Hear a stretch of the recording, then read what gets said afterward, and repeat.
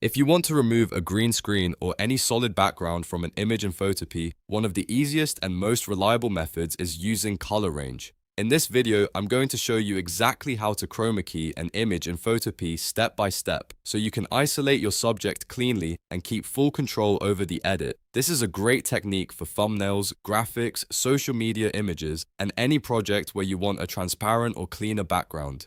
If this tutorial helps, go ahead and hit the like button, subscribe for more Photopea tutorials, and let's jump right in. First, open Photopea and load the image you want to edit. Once your file is open, take a look at the Layers panel on the right side and make sure your image layer is selected. This is important because every change you make needs to apply to the correct layer. If the wrong layer is selected, your edits may not work the way you expect. Now go to the top menu bar and click Select, then choose Color Range. This opens the color range tool, which is perfect for selecting a background color and removing it from the image. If your background is a green screen, this method works especially well, but it can also be used with other similar backgrounds depending on your image. When the color range window appears, your cursor will behave like an eyedropper. Click directly on the background color you want to remove. Try to sample an area that represents the main background color as accurately as possible. If the background has slight variations in shade, don't worry, because the next step will help you capture those extra tones. That next step is adjusting the fuzziness slider. Fuzziness controls how wide the selection is around the color you sampled. If you move it higher, Photopea will include more similar shades, which is helpful if your background is uneven or has lighting differences. If you move it lower, the selection becomes more precise and narrow. The goal is to find a balance where the background is selected cleanly without accidentally grabbing too much of your subject.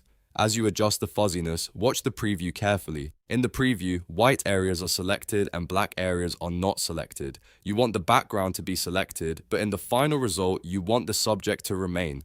That means the selection needs to be inverted before applying the mask. So once you're happy with the background selection, check the invert box in the color range window. This flips the selection so that your subject becomes the selected area instead of the background. Take a moment to look at the preview again. Your subject should now appear white in the preview, while the background should be black. This is exactly what you want before moving forward. Once everything looks right, click OK to confirm the selection. Now that the selection is active, the next step is to apply a layer mask. At the bottom of the Layers panel, click the Add Raster Mask icon, which looks like a rectangle with a circle inside. When you add the mask, Photopea will hide the selected background non-destructively.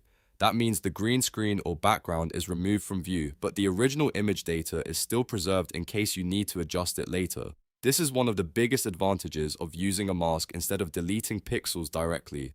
You can always refine the mask, repaint areas, or bring parts of the background back if needed. That gives you a lot more flexibility and makes your editing safer and cleaner. If the edge of your subject looks a little rough after applying the mask, don't panic. That's very common, especially with hair, soft edges, or uneven lighting. You can go back and fine-tune the selection by adjusting the mask or repeating the color range step with a slightly different fuzziness value. Small changes can make a big difference in the final result. For the best results, zoom in and inspect the edges closely. Make sure there aren't any leftover green halos and check that important parts of the subject haven't been accidentally removed. If you notice anything off, you can refine the mask until it looks natural and balanced. And that's it. You've successfully chroma keyed an image in Photopea using color range and a layer mask. This method is fast, beginner-friendly, and one of the best ways to remove a background without destroying your original image. If this tutorial helped, please give it a like, subscribe for more easy editing guides, and leave a comment if you want to see more Photopea tricks and workflows.